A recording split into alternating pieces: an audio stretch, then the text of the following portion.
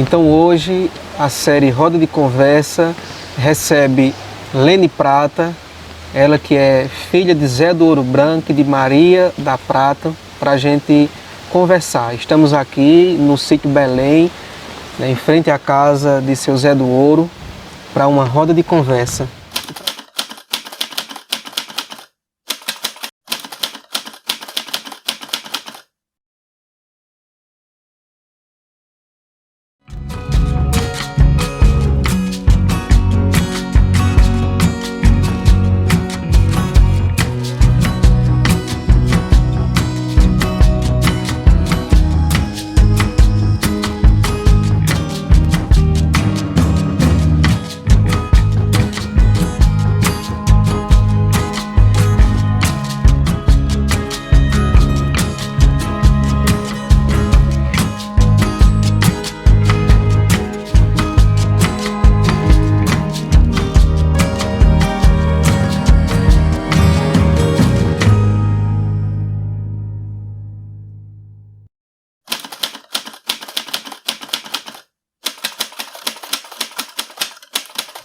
E para a gente conversar, Leninha, eu gostaria que você me falasse um pouco sobre seus pais, né? Como foi a criação de vocês, os ensinamentos deixados por eles. Bem, nós tivemos uma criação excelente. Os meus irmãos mais velhos foram mais criados na cidade, né? Eu e Delma fomos mais criados aqui no sítio, porque acho que em 64, 66 ele comprou esse sítio aqui. Só tinha o sítio de cima que era da nossa avó, dos herdeiros, né? E ele comprou essa casa aqui e deixou a profissão que ele tinha de alfaiate na cidade e veio para cá morar aqui e virou agricultor aqui, entendeu? Aí aqui nós tivemos uma infância maravilhosa, com direito a banho de barragem, banho de tanque, uma época muito boa, era uma época muito boa, chovia mais que hoje, né? A gente tinha um lucro melhor, assim, tinha mais legumes. Meu pai tinha motor de agave, tinha 5 motores de agave, então aqui tinha muito campo de agave. Então era uma época muito boa mesmo. Eu tenho muita saudade dessa época. Eu queria que você me contasse também como foi que os seus pais se conheceram, né? E o porquê desse nome, né? Que pegou, né? Zé do Ouro, Maria da Prata. Como eles se conheceram e como se deu o casamento. É bem interessante, né, esse negócio Zé de Ouro e Maria de Prata, né? É uma coincidência que quase que inacreditável, né, de você ver uma situação dessa. Meu pai, depois que ele tornou-se evangélico, ele fazia evangelização nas cidades aqui vizinhas, começando Piedade, Campo de Ambó. Eles iam até Serra Talhada, Afogados, Prata, Ouro Velho. E lá na Prata tinha umas missões, tinha outro grupo da mesma igreja que fazia missões lá. Então meu pai ia daqui com uns amigos dele da igreja, uns americanos, e faziam evangelização lá na Prata, né? E um dia tinha uma cunhada dele que já era evangélica, Tiana, irmã de minha mãe. A família de minha mãe ainda não era evangélica, só tinha essa que era. Ele olhou para minha mãe, que tinha acho que 14 anos, 13, 14 anos, e disse assim: Ana, irmã Ana, pregue para essa sua irmã que eu vou casar com ela. Aí Tiana contou isso pra ela, sabe? Ela disse que achou ele muito ousado, disse que não era coisa que se fizesse, ela era uma menina, tinha 14 anos, esse velho tá louco, porque a diferença deles é bem grande, né? É 13 anos de diferença de idade. Aí eu sei que nessa história lá, ela foi crescer, ela aceitou o evangelho, virou protestante, e ele começou a ir mais lá, né? Enfim. E aí se conheceram, quando ela fez 18 anos, ele pediu ela em casamento a meu avô. Meu avô fez logo a exigência que era de praxe, né? Já tem a casa para morar? Aí ele disse: tem o terreno, vou cavar a sapata, mas por enquanto não tem a casa não. Ele disse: só casa quando tiver casa. Enfim, só casaram quando ele construiu uma casa, né? Que já não foi mais nesse lugar, já foi em outro. E o nome, né, Lene, é por conta de que ele veio de Ouro Branco, exato, no Rio Grande do Norte. Ele veio de Ouro Branco com a família, vieram morar aqui, né? E aí por isso se dá o nome Zé de Ouro Branco, Doca de Ouro Branco, Rita de Ouro Branco, então são todos de Ouro Branco. Já a mãe é da Prata e sobrenome dela, o meu bisavô foi um dos fundadores da cidade da Prata, entendeu? Por isso que Maria Prata, porque Maria ela, Prata. além de ser da Prata, ela tem Prata como sobrenome. E Leninha contou pra gente aqui, né, que, como eu disse no início, que eles eram evangélicos, né? Zé do Ouro era evangélico e Maria também. E foram, né, os primeiros, podemos dizer assim, a professar essa nova religião, essa nova fé em Brejinho. Isso nos anos 50, nos anos 60, né, e posteriormente, em uma época em que a maioria dos brejienses professava a fé católica, né, em que a religião estava ali presente em diversas esferas da sociedade. Então, eu queria, Leninha, que você me contasse o que você lembra dessa vivência dos seus pais como evangélicos, né, essa conversão deles e o preconceito que eles enfrentaram, né, como era ser evangélica em Brejinho naquele período. Não era fácil não, Abraão. Eu já sou da geração mais nova e ainda enfrentei grandes dificuldades, mas muito mais enfrentou meus pais. Assim, a coisa que para mim fecha isso aí, chama-se, é o seguinte: combati o bom combate, acabei a carreira e guardei a fé. Eu não sei como mãe mais pai conseguiram viver nessa cidade, na época que eram, nos moldes que eram, como evangélicos, sabe? Porque eles sofreram muitas represálias, muitas, a nossa família como um todo. Mas eles muito mais porque foram os primeiros enfrentantes disso, né? Eram pai, mãe e tia Rita também estava no evangelho, tia Francisca. E aí tinha uns americanos que vieram da igreja dele para evangelizar aqui na região, entendeu? Então eles enfrentaram muitas dificuldades. Esses americanos brancos que doía, né? Num sol castigante desse, não existia nem filtro solar na época. E aí eles iam daqui até Serra Talhada, daqui a Arco Verde, daqui a Prata, evangelizando, como eu já falei. E dentro da cidade de Brejinho, a gente sofreu grandes discriminações. Eles, por exemplo, chegaram a ser apedrejados. Hoje, onde é aquela igreja Assembleia de Deus, ali o sangue deles foi derramado naquele lugar, porque foram apedrejados. A sorte que chegou seu Lina e deu um tiro, e as pessoas que estavam apedrejando ele, pai e os dois americanos, no caso, mãe não estava na época ainda não. Deu um tiro e as pessoas correram. Isso aconteceu desse jeito. Teve emboscada, eles iam pregar o evangelho na Piedade e voltavam à noite a pé. Aí teve um dia que teve uma emboscada e eles ficaram sabendo que iam pegar eles e dar uma surra no meio da estrada. Eles acabaram dormindo lá. Então, assim, eu até me emociono quando eu falo, porque é preciso ter muita fé. É preciso combater. Muita coragem, né? De começar uma nova religião, né? A gente teve outros episódios também, por exemplo, pai comprou um terreno para construir a alfaiataria e por trás a nossa casa, ali perto, ali perto de Bilde Ulisses, onde era a casa da mãe de Vamberto. Comprou aquele terreno, cavou a sapata. Quando estava com a sapata cavada, disseram que pai ia derrubar a igreja católica e fazer uma igreja evangélica. Que isso, pai jamais iria fazer uma coisa dessa, né? Aí foi tomado o terreno de pai, tomado mesmo. Ele não teve nenhum ressarcir, nada. Ele não pôde construir, depois de ter cavado a sapata. Porque, senão, segundo o que falava, ele ia fazer isso. E teve N episódios. Teve uma vez que pagaram para Bill Doido para ele fazer cruz, desenhar cruz com carvão na nossa porta, na parede da nossa porta, para escandalizar, para dizer assim: o evangélico está com um monte de cruz na porta. Aí Bill Doido foi fazer, só que esqueceu a casa, fez na casa vizinha. Deu tanto azar que fez na casa vizinha. Assim, acontecia um episódio atrás do outro. Ô Leni, e na escola, né, como era vocês assim, a convivência com as outras crianças? Essa era difícil, viu? Essa era difícil. A gente sofria muita discriminação, muita. A gente era chamada das crentinhas. Eu e Delma, acho que a gente sofreu um pouquinho menos. Mas os meus 4 irmãos mais velhos, Marimaté, Joel, Neide e Lúcia, esses sofreram mais ainda. Era chamada as crentinhas, as bodinhas, eles berravam pra gente.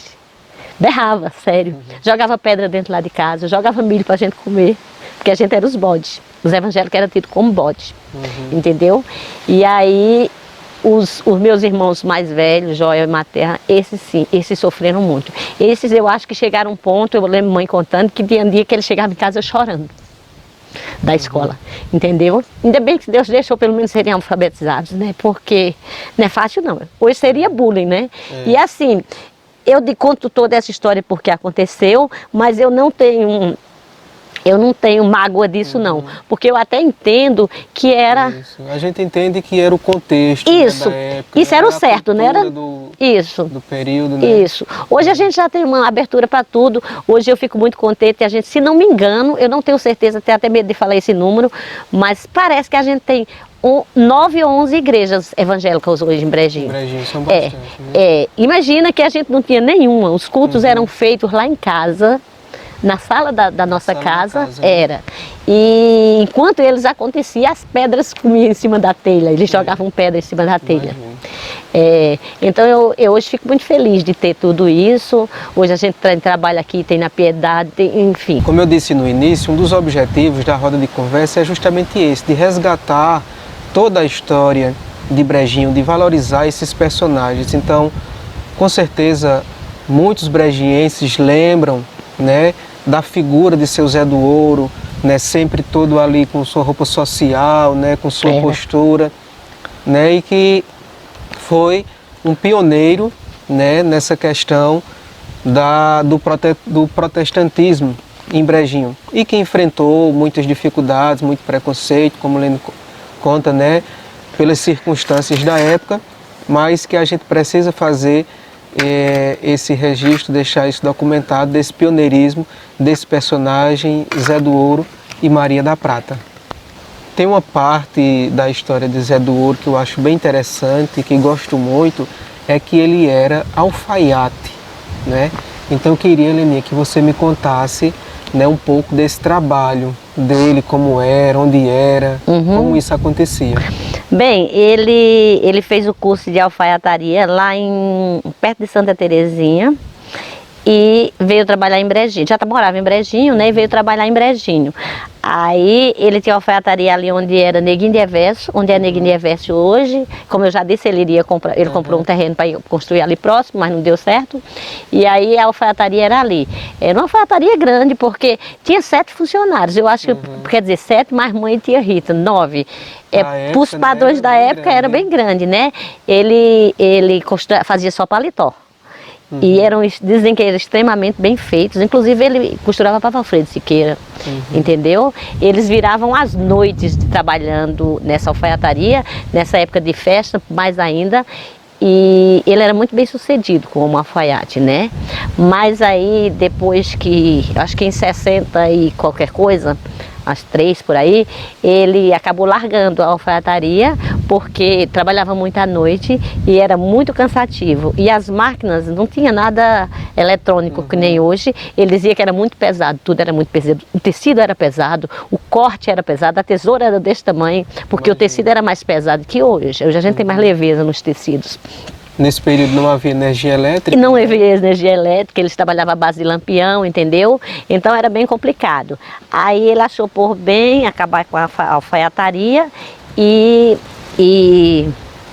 vim para o sítio, né? Comprou esse sítio aqui embaixo, aí veio para a agricultura. Esse sítio tinha muita ave, né? Sisal, e aí ele comprou os motores e foi trabalhar com sisal muito tempo e plantava leguminosas, enfim. Mas enquanto alfaiate ele era muito bem sucedido, assim, tanto que o dinheiro que ele ganhou deu para comprar sítio e tudo, né? Nos padrões da época era muito mais difícil do que hoje, né? É bem interessante essa parte, porque nessa década, né, Leninha, todo homem, né, tinha que ter um paletó. Era. No dia da feira ia com paletó, terno, né, e gravata.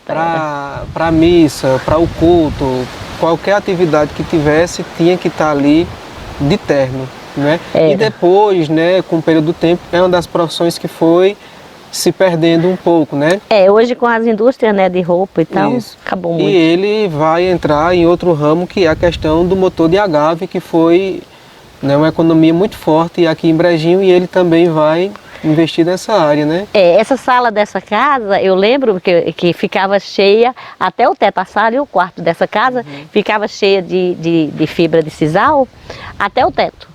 E vinha os caminhões buscar, porque era muito sisal que tinha aqui, e ele tinha muito motor também, 5 motores, motor, devia ter, porque assim, Cada motor pega de 3 a 5 funcionários, entendeu? Ele tinha 5 motores, então ele tinha uns 25 funcionários. Pronto, Lene, falando ainda sobre os seus pais, eu sei que você sente muitas saudades deles, né? Com certeza. Mas do que mais você sente falta? Da alegria de pai. Pai era muito alegre, ele enchia a casa, sabe? Fazia poesia, era muito animado, era uma pessoa muito pra cima, muito pra frente, sabe? Muito... E mãe era muito carinhosa, muito carinhosa. Mãe era só amor, só amor, só amor. Muito atenciosa, muito carinhosa, muito cuidadosa com ele. Eles foram um casal, assim, durante a vida que tiveram em Brejinho, que, na minha opinião, é até se exagera, assim, feio falar, mas é verdade. Assim, eu acho que eles foram um casal exemplo em Brejinho, né? Exemplo na fé, exemplo na criação dos filhos, exemplo no amor. Era uma coisa fora do sério. Eu nunca vi pai chamar a mãe de meu amor, minha querida, meu bem, a mulher da minha vida. Ele não, se ele almoçasse na rua, ele chegava em casa e tinha que comer a comida que mãe fazia. Disse que não servia. Olha que amor. Viveram 56 anos de casados juntos. Então o amor deles, assim, é uma coisa inacreditável. E assim, que hoje me dá muita saudade mesmo disso, sabe? E de chegar em casa, ver pai com essa vontade de fazer as coisas. O pai morreu com 95 anos construindo casa. 95 anos e ainda estava construindo casa. Um dia antes dele adoecer, ele me pediu para terminar a última casa, né? Eu tinha vindo de férias, ele me pediu para terminar a última casa, que ele já estava muito cansado. Aí, no dia seguinte, ele adoeceu. 14 dias depois, faleceu. E, junto com isso, faleceu minha mãe. Porque mãe viveu um bom tempo depois que o pai faleceu, mas ela morreu no dia que o pai morreu, junto com ele. Ela nunca admitiu a ausência de pai, ela nunca se conformou com o pai ter falecido. Assim, porque era ele e ela um só corpo, sabe? Era um negócio incrível o amor deles. Então eu sinto muita saudade disso, sinto muita saudade dos conselhos de mãe, entendeu? Das bênçãos de mãe. Mãe, a gente não descia a calçada para ela não dizer Deus te abençoe, entendeu? Mãe, vou ali no mercado, que vá com Deus, entendeu? Ela tinha muito isso. Acredito que também da religiosidade, da fé, né? E fazia ela ter esse tipo de atitude. Eu lembrei, Lene, que você me contou que Zé Peba também frequentava aqui a casa de seu pai e que ainda é seu parente também, né? Ele é casado com tia Rita irmã de pai, né? Rita era irmã de seu Zé do De pai, era. Foi uma das que sofreu discriminação por causa da religião, né? Ela era casada com Zé Peba e era evangélica. Anteriormente evangélica, depois que ela casou com Zé Peba, por Zé Peba ser político, ela teve que se desviar do evangelho, de uma certa forma, teve, né? Porque senão atrapalharia aceito, né? Atrapalharia o lado político do esposo, não era bem aceita. Então ela seria vista com outros olhos.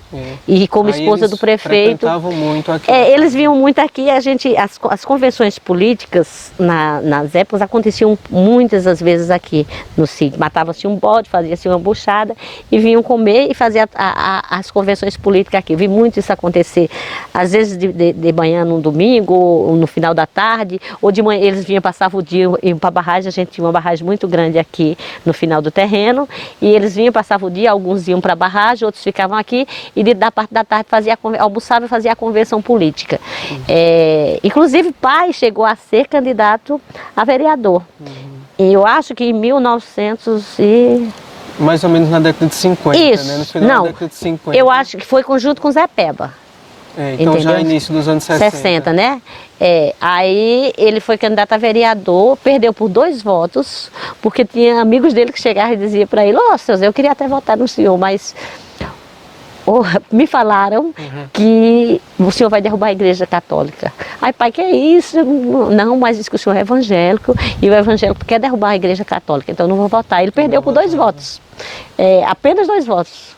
Interessante essas histórias, né? Nós estamos chegando ao fim dessa nossa roda de conversa, mas como vocês percebem, Lene é uma pessoa muito apaixonada pela terra, por esse sertão, pelo Pajeú, por Brejinho, e hoje ela trabalha com plantas, e eu acho um trabalho muito bonito, trabalho maravilhoso.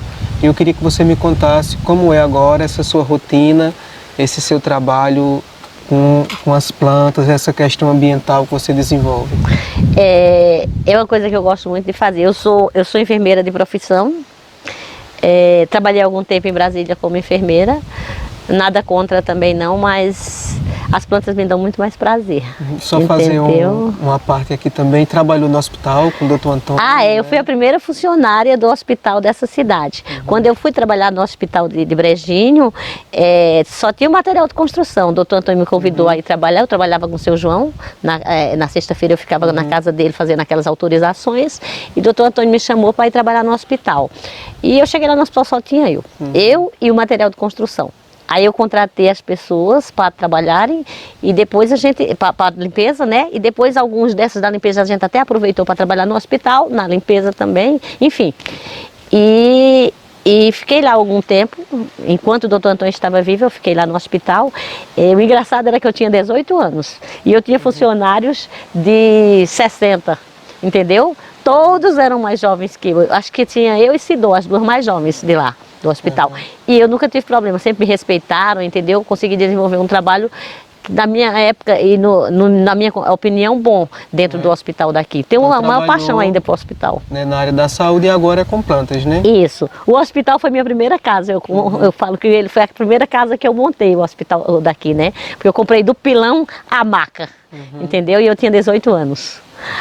Aí hoje, depois eu fui embora para Brasília, fiquei 20 e poucos, quase 30 anos lá, trabalhei um pouco de enfermagem lá também, fiz curso lá e trabalhei lá de enfermagem, trabalhei muito tempo com turismo rural, gosto muito de turismo rural e eu acho que isso também me levou muito a gostar de planta, enfim. E tem tudo a ver comigo, né? Eu sou sertaneja raiz. E aí eu fiquei esse tempo trabalhando montei uma loja em Brasília de viver de mudas e agropecuária, trabalhava muito com inseticidas, com adubos químicos, com insumos químicos e com planta, né, com mudas. E aí depois vim para cá cuidar de mãe e resolvi começar a trabalhar com plantas aqui, que eu tenho muita vontade de fazer. Eu já faço, mas eu queria estender mais esse trabalho de resgate da caatinga, de reflorestamento. Hoje eu faço doações de algumas mudas, entendeu? Tem um pessoal lá em São José do Egito que sempre pega muda comigo para fazer reflorestamento. Estou já botando algumas na margem do São Francisco, São Francisco, do Pajeú, lá em São José do Egito, entendeu? Fazendo um trabalho de formiguinha, mas assim que faz a diferença, né? Para aquela que eu faço já dá a diferença. Então de vez em quando dou também muita muda. Esse trabalho que eu estou fazendo na Santa Rita é doação mesmo de muda, sabe? Porque é um negócio que eu sou apaixonada por esse sertão. Eu acho que a gente tem que repensar mesmo a natureza, sabe? A gente está dizimando tudo. Se fala muito em ecologia, mas se faz muito pouco no real, entendeu? Eu acho que, por exemplo, o Bolsa Família hoje, se você que recebe Bolsa Família fosse, não obrigado, fosse sugerido, ou que seja obrigado mesmo, a plantar uma árvore uma vez por ano, digamos que tem 30 pessoas, eram 30 árvores por ano plantadas, entendeu? Numa situação de caatinga que a gente tem, nós teríamos 30 mais por ano. Eu estou botando uma por ano. Imagina se fosse uma por mês. Plantar e cuidar. Eu estou citando a Bolsa Família não com discriminação, como exemplo. Né? Isso eu falo, do meio ambiente. Isso eu falo quando você pega um processo lá que tem que pagar aquelas bolsas, cestas, que fosse planta, nada contra as cestas não, mas que também fosse você botar 10 mudas na caatinga e cuidar, porque botar apenas não basta, é preciso mais. Né? É tanto que quando eu vou doar uma muda, principalmente de nativa, é uma das exigências que eu faço. Falo, essa muda tem mais valor do que uma que tem valor financeiro, porque tem o valor de reflorestamento, né? Numa situação que a gente tem complicada de água, de tudo, que se você faz isso, você vai melhorar muito essa situação. Bom, então foi um prazer estar aqui junto com Emerson e com Lene Prata, no sítio Belém, nesse sítio que é tão histórico, tão importante para Brejinho, no terreiro da casa de Zé do Ouro Branco e de Maria da Prata, esses personagens que foram tão importantes para a história de Brejinho. E finalizo aqui essa roda de conversa agradecendo a você, Lene, por Obrigada, esse eu que bate-papo. agradeço. Muito obrigado. Eu que agradeço a você, Abraão, a Emerson. Ó, não tem nem o que falar de agradecimento. Só lembrar que você lembrou dos meus pais, quer dizer, não tem nada, não tem como falar obrigada a você, obrigada a Emerson, obrigada mesmo, que Deus abençoe vocês grandemente, que vocês continuem fazendo esse trabalho maravilhoso, estão de parabéns. Quer dizer, a gente poder fazer um resgate disso, um resgate das pessoas que fizeram parte da nossa vida, assim como meu pai, como Dona Iraci, como tantos outros, né? Que tiveram uma importância tão grande para essa cidade, para a história dessa cidade e que nunca foram tão lembrados. Eu não digo não lembrados, mas tão lembrados como hoje você faz isso.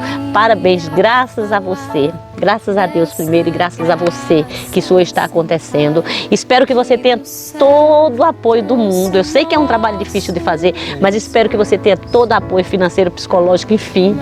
Que Deus lhe abençoe e lhe ajude grandemente. Tá? Minhas irmãs mandaram agradecimentos para vocês, falei com elas que nós íamos gravar isso, todos mandaram agradecimento a vocês, tá? Ficaram muito felizes e lisonjeadas de saber que você teve essa atitude, que isso não é toda hora que encontra um que tenha não, uma atitude dessa não. Principalmente que você, hoje, isso prova que você não tem discriminação com a religiosidade, né? Porque você tem outro tipo de religião e fez questão de fazer isso, você sim, é o cara. Obrigada a você. Obrigado a você, um prazer. Obrigada, Emerson. Aguardem que nos próximos episódios da série Roda de Conversa a gente vai trazer mais personagens, mais histórias e a gente vai seguir resgatando e valorizando a história e a cultura de Brejinho. Meu pecado castigado em Jesus foi ali pela fé que os meus olhos abri e agora me alegro em sua luz. Oh, que grande prazer inundou o meu ser, conhecendo este tão grande amor